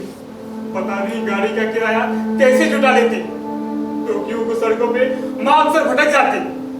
माँ मुझसे मिला करती, इसलिए ईआईयू के लोग माँ से कतराते थे। चुपचाप बैठ जाती और ताकती। एक दिन हंस पड़ी और एक चिट्ठी दिखाई। चिट्ठी? किसकी? उसके साथ मेरी शादी होनी थी। माँ घर नहीं थी। पीछे से उसने बंद दरवाजे में वो चिट्ठी डाल दी। माँ ने सोचा अस्पताल में पड़े पड़े मैं वो चिट्ठी पढ़कर खुश हो जाऊंगा, लेकिन उस दिन मुझे अपने से ज्यादा दुख माँ के लिए हुआ। उस चिट्ठी में लिखा क्या था? अरे लिखा क्या होगा, वही जो लिखना था। जहर के छुअन से जले रोगी से ब्याह करने की हिम्मत किसमें होती भला। फिर भी लेकिन तुमसे किसी ने शादी तो आखिर की ही थी। हाँ, उसे इसी जहर के रोगी की जरूरत थी। टोक्यो अस्पताल में नर्स थी, लेकिन जानता हूँ मसला। नहीं, मैं शिकायत नहीं करता। माँ है, मेरी बीवी बड़ी अच्छी है। ईआईयू अस्पताल में काम करती है। अब तो हम लोगों ने एक छोटा सा मकान भी बना लिया है। अमेरिकी सरकार ने मुआवजा दिया था, उन्हीं पैसों से। मैं ठीक हूँ, समझे? हाँ, और फिर एक को छोड़ दें तो बाकी सबकी एक ही दशा हुई। क्या दशा? बचे हुए 22 लोगों में से 21 जने बाप बनने के काबिल नहीं रहे। एटॉमिक रेडियो एक्टिविटी के चलते जापानियों के लिए यह क्षति अपूर्णीय थी। अच्छा मासूदा, आप जा सकते हैं।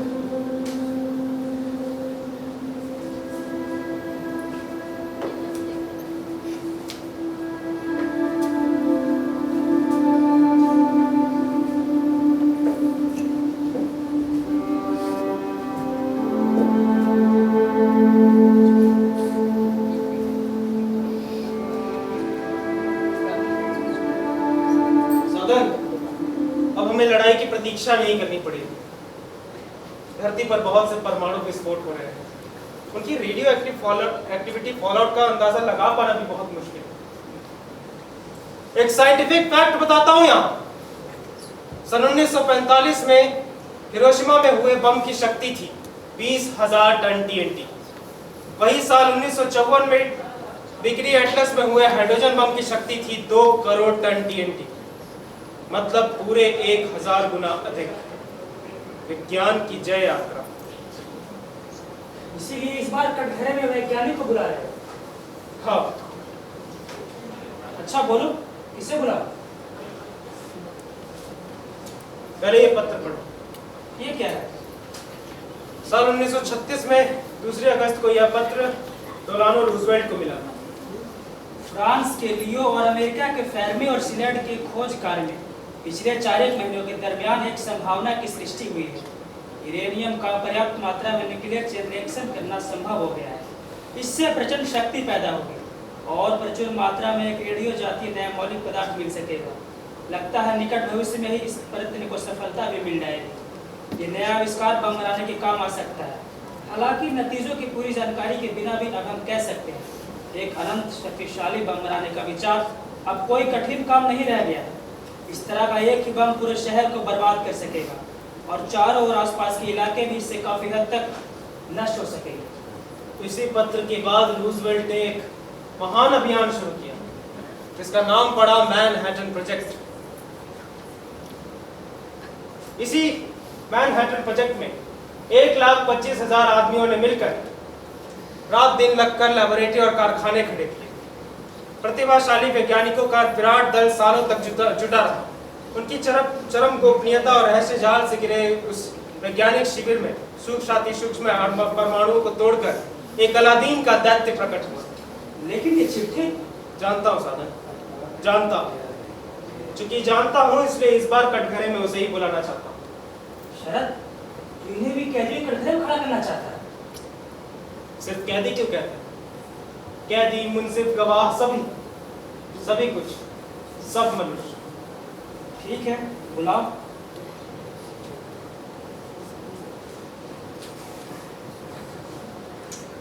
Professor Albert Einstein.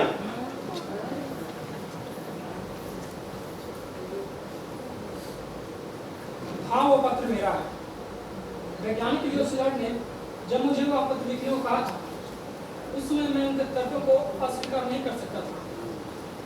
मेरे छोटे गणितज्ञों को जिस प्रसिद्ध वैज्ञानिक ने वास्तविकता में उतारा था, उनमें से कई ऐसे भी हैं जो अमेरिका में कतल नहीं हो सके थे। निल्स बोर आए, एनरिको फेर्मी, बैठने भी पहुंचे, लेकिन आपसे जर्मनी से ऑटोहन नहीं आ सके। फिट्स ट्रांसमैन जैसे वैज्ञानिक जिन्होंने बर्लिन के कैजर विलियम इंस्टीट्यूट में यूरेनियम के एटम को तोड़कर देखा था, उस दिन किसे पता था कि यह विराट विध्वंसक शक्ति हिटलर के हाथ लग जाएगी? तब कौन कह सकता था चुप बैठे रहो, आग से मत खेलो, सारा संसार ही तब आग में जल रहा था। उस दिन मुझे क्या अधिकार था कि जो कुछ मैं जानता हूँ उसे औरों को न जानने दूं? एक और भी पत्र लिखा था मैंने प्रेसिडेंट रूजवेल्ट के नाम। पहले पत्र के 5 वर्षों के बाद एक और पत्र? हाँ, एक और पत्र। तब तक लास एलामोस में एटम बम बन चुका था, लेकिन हिटलर हार गया था। साबित हो गया कि उसके पास परमाणु अस्त्र नहीं थे। लियो सिलर्ड, सिर्फ लियो सिलर्ड ही क्यों, अधिकतर एटॉमिक साइंटिस्ट पागलों की तरह कोशिश कर रहे थे फिर कैसे इस मानव के दानव को फिर से बस में किया जाए। 1945 के अप्रैल में सिलर्ड ने ही मुझे यह पत्र दूसरा लिखने को कहा था। इस पत्र में क्या? इस पत्र में लिखा था शत्रु, मित्र पक्ष और कुछ तटस्थ राष्ट्रों के प्रतिनिधियों को प्रशांत महासागर के निर्जन द्वीप में बुलाया जाए और उनके सामने विस्फोट करके परमाणु बम के विध्वंस क्षमता का प्रदर्शन किया जाए, जिसे देखकर शत्रु पक्ष युद्ध बंद करने के लिए विवश हो जाए। सिर्फ यही एकमात्र उपाय से असंख्य मनुष्यों की जानें बच जाएगी और फिर से शांति स्थापित हो सकेगी। रूजवेल्ट राजी नहीं हुए? रूजवेल्ट ने यह पत्र पढ़ा ही नहीं। पढ़ा नहीं? नहीं, 12 अप्रैल को अचानक रूजवेल्ट की मृत्यु हुई। उसके बाद ट्रूमैन के शासन में हम कुछ नहीं कर पाए। मैंने हिरोशिमा के फोटोग्राफ्स देखे, उनमें से कई जापानी पत्रिकाओं में छपे थे। मुझे लगता है अगर इन सबका मुझे पहले आभास होता तो मैं वैज्ञानिक नहीं बनता, कहीं मिस्त्री नहीं बना रहता। फोटोग्राफ्स देखने के बाद आपने किसी जापानी प्रकाशक को पत्र लिखा? मुझे लगता है युद्ध के समय भी मनुष्यों को मारना हत्या के बराबर ही है। युद्ध बंद करने का एकमात्र प्रभावशाली उपाय है युद्ध को समाप्त करो या फिर युद्ध के कारण को समाप्त करो। मनुष्य को एकमात्र यही उद्देश्य के साथ आगे बढ़ना होगा। विज्ञान के लंबे इतिहास में वैज्ञानिकों की सबसे घातक भूल कौन सी है जानते हैं? हाइड्रोजन बम का आविष्कार।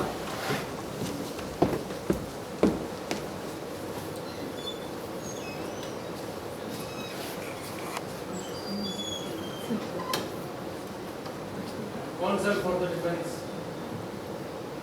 Council for the defense. शराब क्या है? तू ये सब छोड़ दे भाई। छोड़ दूं? कैसे? भूल जा ये सब, भूल जा। भूल जाऊं? भूल जाऊं? पर कैसे? कोशिश कर, मन को किसी और तरफ लगा। मान ले अगर कोशिश करने से भूला भी जा सकता है, फिर भी तेरे या मेरे भूलने का क्या अधिकार है? मुझे इन सब से कुछ लेना देना नहीं है। किसे है? ये ऊपर वाले लोगों का काम है, जो देश चलाते हैं, युद्ध भी वही चलाते हैं। यदि वे नहीं समझे तो तू या मैं क्या कर सकते हैं? तू और मैं बस के पैसेंजर हैं, पीछे की सीट पर बैठे हैं। बेपरवाह ड्राइवर 80 मील प्रति घंटे की रफ्तार से गाड़ी भगाया जा रहा है। तो क्या हम ये नहीं कह सकते कि भैया थोड़ा आराम से, थोड़ा आहिस्ता से उस बच्चे को बचाकर? क्या हम ये नहीं पूछ सकते कि उस ड्राइवर के पास लाइसेंस है या नहीं? वो पागल तो नहीं है, उसने शराब का तो सेवन नहीं किया? क्या हमें ही अपना ध्यान भटकाना होगा और कहना होगा कि वाह क्या सुंदर दृश्य है? तो क्या उसके लिए दीवार से सिर फोड़ी करके अपना जीवन नष्ट कर लोगे? वो भी उस कार्य के लिए जिसमें तुम्हारा कोई दायित्व नहीं है। नहीं है? किसने कहा? क्या दायित्व बता फिर। 2 दायित्व है। पहला, मैं और वो आदमी दोनों की एक ही जाति है, मनुष्य जाति। और दूसरा, मैं और वह आदमी दोनों एक ही शताब्दी में पैदा हुए हैं, इसी 20वीं शताब्दी में। इस 20वीं शताब्दी में तेरे और ड्राइवर के अलावा और भी बहुत लोग पैदा हुए हैं। उन सबका दायित्व जिम्मेदार है हाँ मतलब। साधन, अकेले का है, सबका अकेले अकेले का है, तेरा अकेले का है, मेरा अकेले का, अकेले अकेले का है। और कोई यदि वो दायित्व ना अगर लेना स्वीकार कर भी दे तो भी मैं लूंगा। मुझे ये दायित्व लेना ही होगा और मैं लूंगा। मान लिया आज से 1000 साल बाद 30वीं शताब्दी का मनुष्य इतिहास में हमारी कहानी पढ़कर नाक बहुत सिकुड़कर उंगली दिखाए। वो देखो 20वीं शताब्दी का मनुष्य आत्मघाती विकृत बुद्धि जानवर। बता क्या जवाब देगा तू?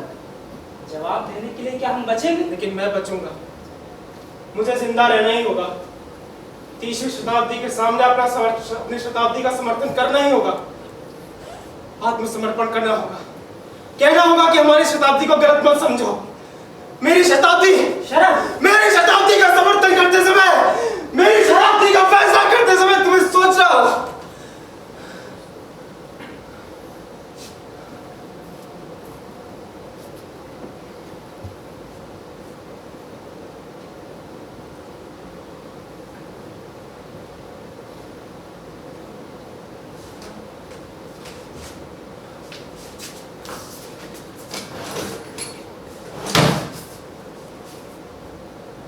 Hello hello hello, testing 1 2 3 4। सुन रहे हैं? मेरी बात सुन पाते हैं? 30वीं शताब्दी सुनो, 20वीं शताब्दी की बात सुनो। मैं 20वीं शताब्दी का मनुष्य शरद चौधरी, विगत मृत विध्वस्त 20वीं शताब्दी का एकमात्र प्रतिनिधि शरद चौधरी बोल रहा हूं। मेरी शताब्दी निर्दोष है, बेकसूर। झूठी गवाहियों पर विश्वास मत करना, झूठे विश्वासों पर फैसला मत देना। मेरी शताब्दी निर्दोष है, बेकसूर। जवाब दो 30वीं शताब्दी, 30वीं शताब्दी जवाब दो। जवाब क्यों नहीं देती 30वीं शताब्दी? जवाब क्यों नहीं देती? 30वीं शताब्दी जवाब ही नहीं देती। ऐसा लगता है मानो 30वीं शताब्दी है ही नहीं। लगता है जैसे सभी कुछ इसी शताब्दी में ध्वस्त हो चुका है।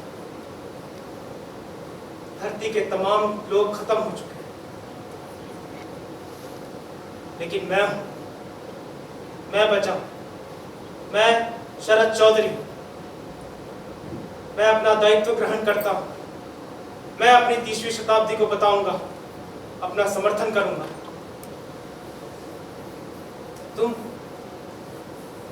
तुमने क्या सोचा? तुम क्या करोगे? तुम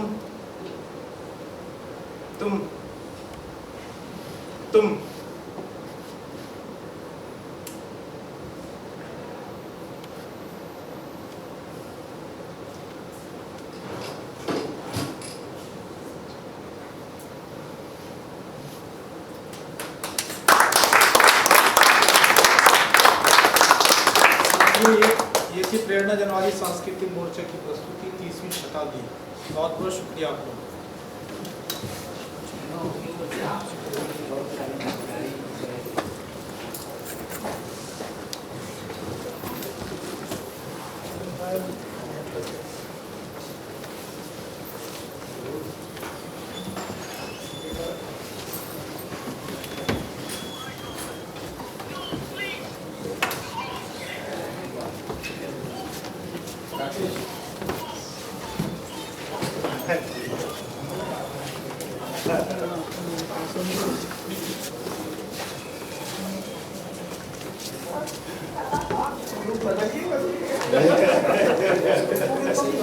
समय को रोक किया सब बाल सफेद हो गया, दाढ़ी सफेद हो गई।